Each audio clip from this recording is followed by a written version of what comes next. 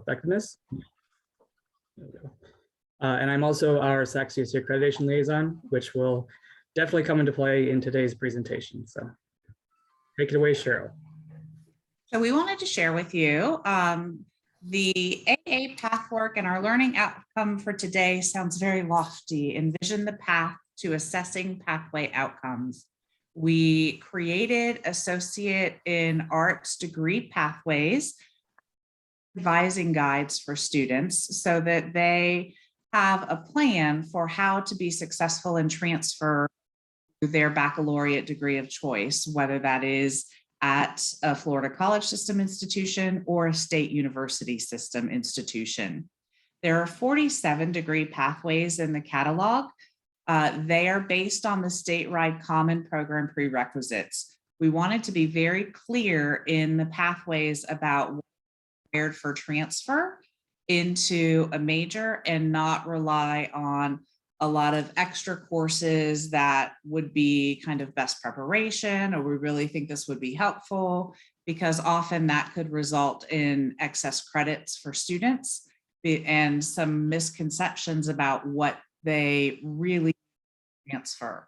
So one of our principles in creating the AA degree pathways is that we demystify what students need to transfer, hence the focus exclusively on program prerequisites, while recognizing there are more things that would be best preparation for students. So we do have in our pathway plans, which are term by term guides for students, some additional pathway specific information. So it could be things like if limited access, or if there's an additional assessment they would need to take, or an audition for an arts program perhaps.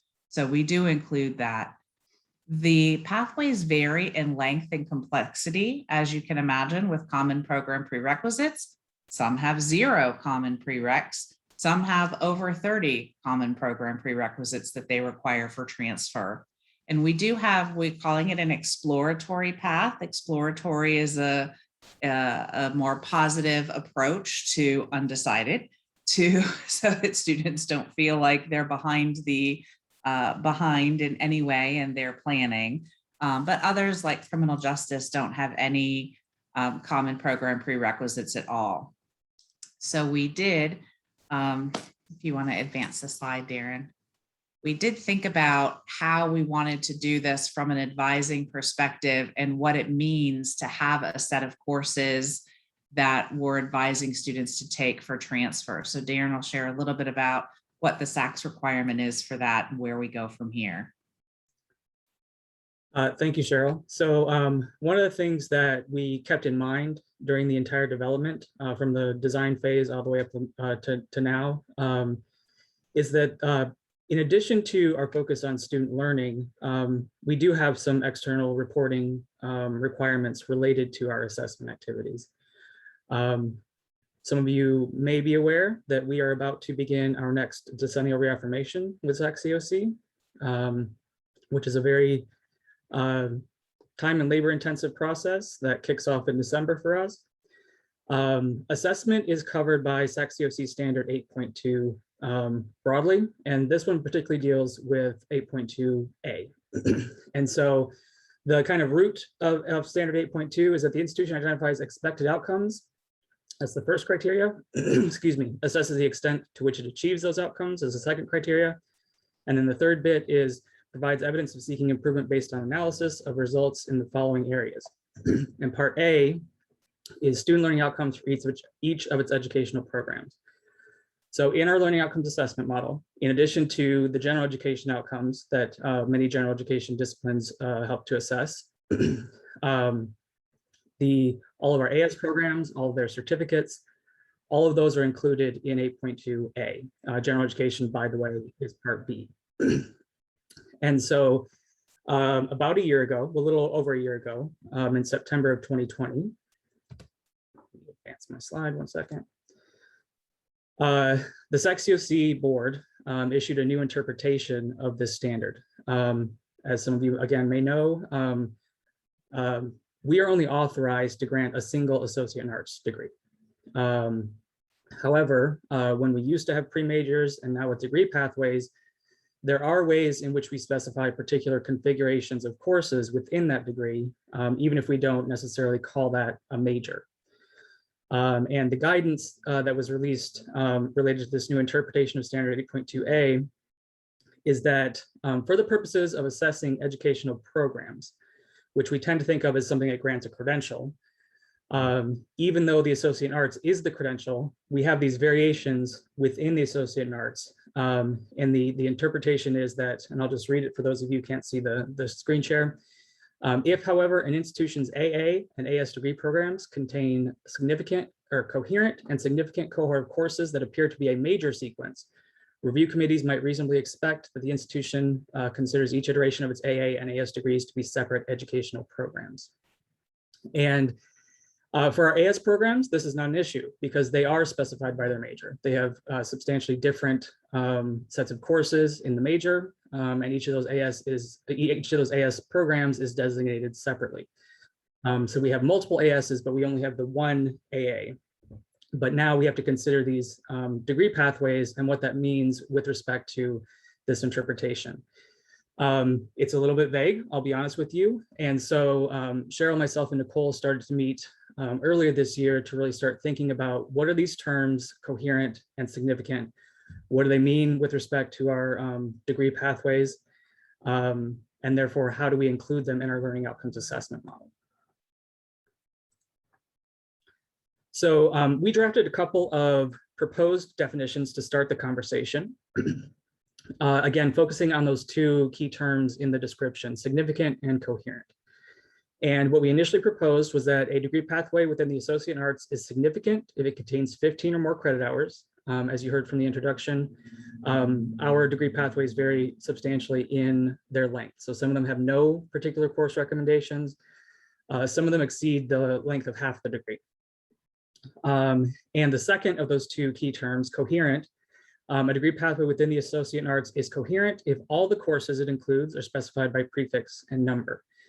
And we focused on this as the basis for the coherent definition, because if you have a kind of not as well-defined set of courses, like choose any number of courses from these prefixes, it becomes difficult to then define a specific learning experience that would be common to students in that pathway. And so we focused on coherence as a way to create a clearly defined set of learning experiences that then we could assess based on that definition. So we took these two proposed definitions to the Academic Affairs leadership team, and they gave us a suggested pathway to move forward with this over the summer and into earlier this fall. It was taken for endorsement to the Instructional Affairs Committee, which is comprised of all the deans at the college, plus a few additional people. They endorsed it. We took it to the Assessment Coordinating Committee. They endorsed it. And then in September, when the College Curriculum Committee and the Faculty Council reconvened from their summer breaks in August, they each considered these two definitions and both ended up endorsing them as well. And so where we are now after this sequence of endorsements, a work plan has been developed. It's not something that will necessarily be taken, well, it won't be taken to Learning Council. This is more of an internal academic affairs document. And we're actively considering what to do next. So now that we have these definitions we're going to use, what do we do with them? That work team is co-chaired by Nicole, Jackson, and Robbie, who is here with us today. And that's kind of where we are. We want to share this progress and also get some initial thoughts that some of you may have around how we start this. How do we apply these definitions? How do we create learning outcomes for these to then move into an assessment plan? And I think you pick up here again, Cheryl. You're muted. There we go. And it had to happen at least once. Applying the definitions, we want to be sure to recognize that the degree pathway needs to meet both the significant and coherent threshold. It's not one or the other, it's both. First, the first threshold is looking at significance. Are there 15 or more credits indicated through the common program prerequisites? And if so, then we'll look at the second criteria of coherent to see if the courses are specified. So are there specific courses listed, or is it pick anything within these prefixes? Pick anything within these prefixes are going to be harder to measure. So we want to make sure that we're meeting both the significant and coherent threshold. Within the degree pathways, when we applied those definitions, we found out 19 pathways do not meet. So we automatically take those off the table in terms of assessment and creating learning outcomes for those degree pathways. 10 pathways meet both and have coursework that is unique to their program. So an example, or some examples of that are architecture, musical theater, sign language. The courses are specific to that discipline. There's not overlapping with other degree pathways.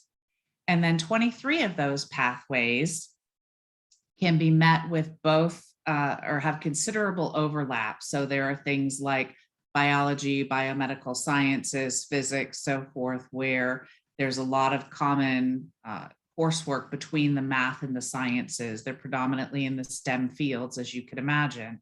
So we need to think about, for those pathways that have overlap, how are we going to assess that? In what can we say about the students who take this set of math courses maybe, or that they take this set of science courses. So that's what we want to get some input on, is how do we go about assessing that where there is overlap.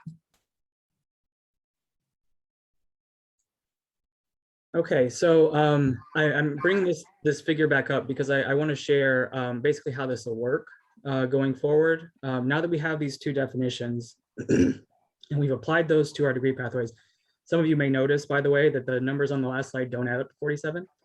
And that's because one of the degree pathways actually has 4 sub-pathways. Our education ones have discipline-specific sub-pathways, and that's how we get a few extra in the total count. This will be a little bit different in some respects for this process, mainly because we don't have existing student learning outcomes articulated for these like we already have for courses and like we already have for existing fully developed educational programs. So down in the bottom left of this diagram where it says review learning outcomes, the starting point for this is really how do we think about creating student learning outcomes.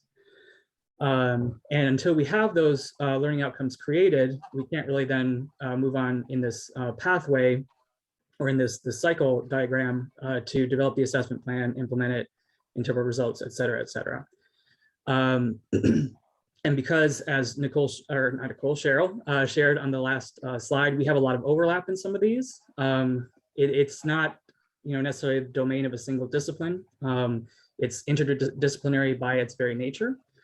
We want to think about who's coming into these groups that are going to be creating the outcomes. How do they each have input? Are there ways to not duplicate work? All these different things where we don't necessarily have to have a learning outcome for every single course in the pathway. How could we articulate a learning outcome for the entire pathway or a smaller set of learning outcomes? Again, just to make sure we are not overburdening any of these groups and disciplines as we are moving forward with really trying to drill into what are students supposed to be getting out of these pathways? How are we defining it? How are we assessing it?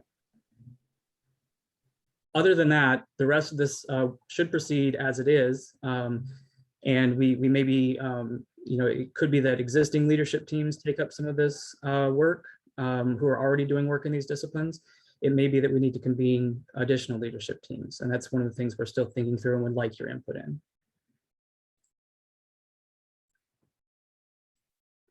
Okay, so that's kind of the informational side of this, which gives us a few minutes. I'm hoping we have some time for some meaningful engagement around this. If you have questions about the process, the definitions, how we've gotten to where we are, where we're thinking about going next, please feel free to express them either vocally or in the chat.